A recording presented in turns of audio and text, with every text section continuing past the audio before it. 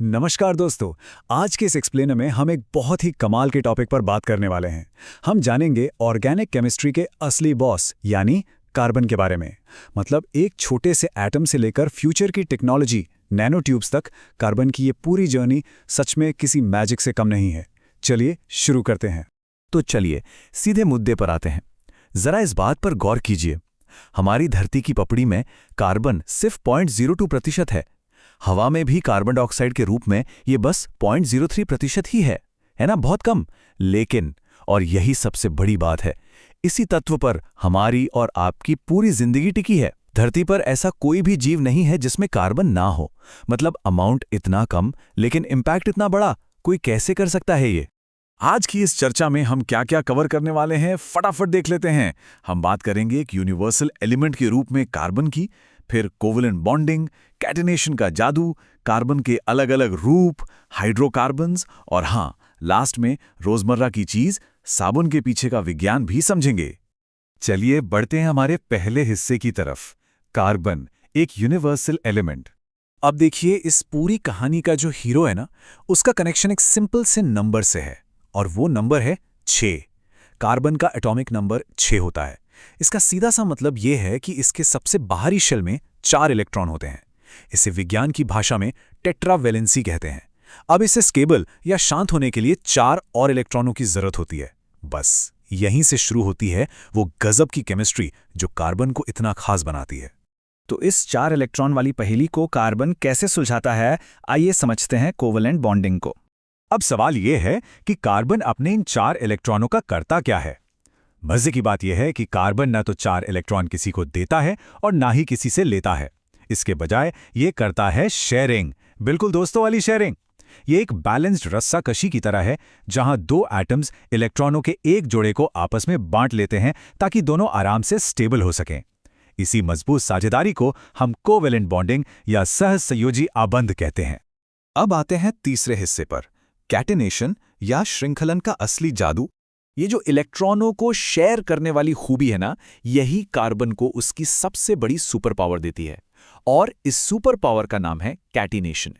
ये कार्बन की एक ऐसी यूनिक ताकत है जिसमें वो खुद अपने ही जैसे दूसरे कार्बन एटम्स के साथ सीधा जुड़कर लंबी लंबी चेन्स, ब्रांचेस या फिर गोल्ड रिंग्स बना सकता है।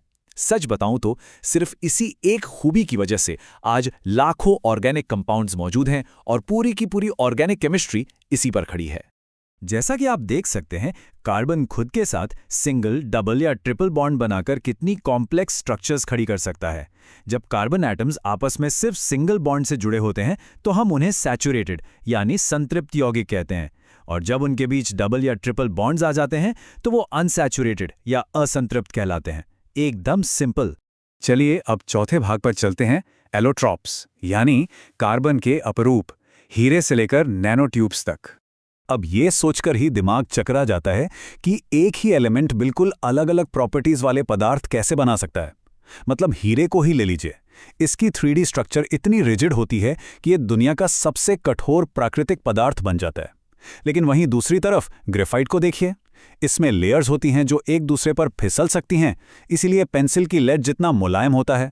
और हाँ, इलेक्ट्रिसिटी का सुचालक भी होता है, और फुलरेंस तो एकदम फुटबॉल जैसे बंद पिंजरे की तरह दिखते हैं, है ना कमाल।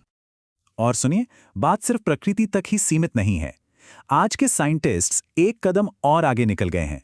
वे अब लैब्स में इलेक्ट्रिक आर्क डिस्चार्ज जैसी एडवांस टेक्निक्स का इस्तेमाल करके कार्बन के साथ एक्सपेरिमेंट कर रहे हैं और ऐसी फ्यूचरिस्टिक माइक्रोस्कोपिक ट्यूब्स बना रहे हैं जिन्हें कार्बन नैनो ट्यूब्स कहा जाता है।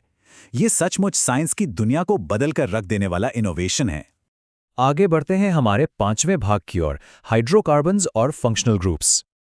अब तक हमने कार्बन की बात की, लेकिन क्या हो जब कार्बन अपने सबसे अच्छे दोस्त हाइड्रोजन से हाथ मिला ले? तब बनते हैं हाइड्रोकार्बन्स। अगर हम सैचुरेटेड और अनसैचुरेटेड हाइड्रोकार्बन्स को कंपेयर करें तो एक बड़ा फर्क नजर आता है। सैचुरेटेड वाले, जिन्हें हम एल्केन्स कहते हैं, उनमें सिर्फ सिंगल बॉन्ड्स होते हैं, तो वे थोड़े शांत यानी कम रिएक्टिव होते हैं। लेकिन अनसैचुरेटेड वाले जैसे एल्कीन्स और एल्काइंस अपने डबल या ट्रिपल बॉन्ड्स की वजह से बहुत ज्यादा रिएक्टिव होते हैं। वो हमेशा रिएक्शन के लिए तैयार रहते हैं। और ये देखिए, ईथेन का ये स्ट्रक्चर बहुत ही शानदार तरीके से दिखाता है कि एक सैचुरेटेड सिंगल बॉन्ड वाला हाइड्रोकार्बन असल में कैसा दिखता है। आप साफ देख सकते हैं कि कैसे कार्बन और हाइड्रोजन के एटम्स बहुत ही शांति से अपने इलेक्ट्रॉन्स शेयर कर रहे हैं और एक स्टेबल मॉलिक्यूल बना रहे हैं। लेकिन अब जरा इसको पिछले वाले से कंपेयर कीजिए। ये अनसैचुरेटेड ईथीन और इथाइन है।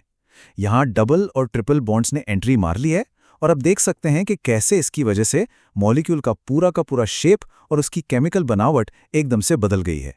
चलिए अब आते हैं हमारे आखिरी और सबसे मजेदार सेक्शन पर, साबुन का विज्ञान।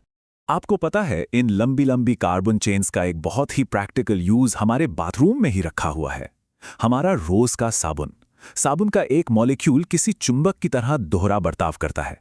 इसका एक हिस्सा हाइड्रोफोबिक होता है, जिसे आप कह सकते हैं कि उसे पानी से डर लगता है। वो सिर्फ तेल या गंदगी से चिपकना पसंद करता है। और दूसरा हिस्सा होता है हाइड्रोफिलिक, जो पानी से प्यार करता है और उसमें आसानी से घुल जाता है।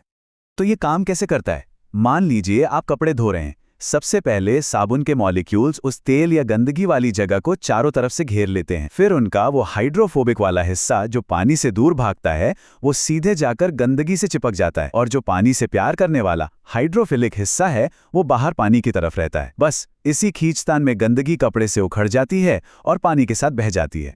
अगर आप इस पूरी प्रोसेस को बहुत करीब से देखें तो ये मॉलिक्यूल्स मिलकर एक तारे जैसी या स्टारबर्स्ट जैसी स्ट्रक्चर बना लेते हैं। इसे साइंस में मिसेल कहते हैं। ये लोग मिलकर तेल की बूंद को बीच में एकदम से कैद कर लेते हैं और बाहर निकाल फेंकते हैं। है ना एकदम परफेक्ट क्लीनिंग मैकेनिज्म। तो दोस्तों, कुल मिलाकर हमने देखा कि कार्बन की ये दुनिया कितनी अमेजिंग और विशाल है। एक साधारण सी पेंसिल के ग्रेफाइट से लेके हमारी बॉडी के डीएनए तक, और अब फ्यूचर के उन कमाल के कार्बन नैनोट्यूब्स तक, कार्बन की वर्सेटैलिटी की सच में कोई लिमिट नहीं है। इसी एक एलिमेंट की शेयरिंग और चेन बनाने की ताकत ने इस पूरी दुनिया को मुमकिन बनाया है। अब बस सोचने वाली बात यह है कि विज्ञान के इस सफर में कार्बन भविष्य में हमारे लिए और क्या क्या नया बनाने वाला है। इस एक्सप्लेनर में हमारे साथ जुड़ने के लिए आपका बहुत बहुत शुक्रिया।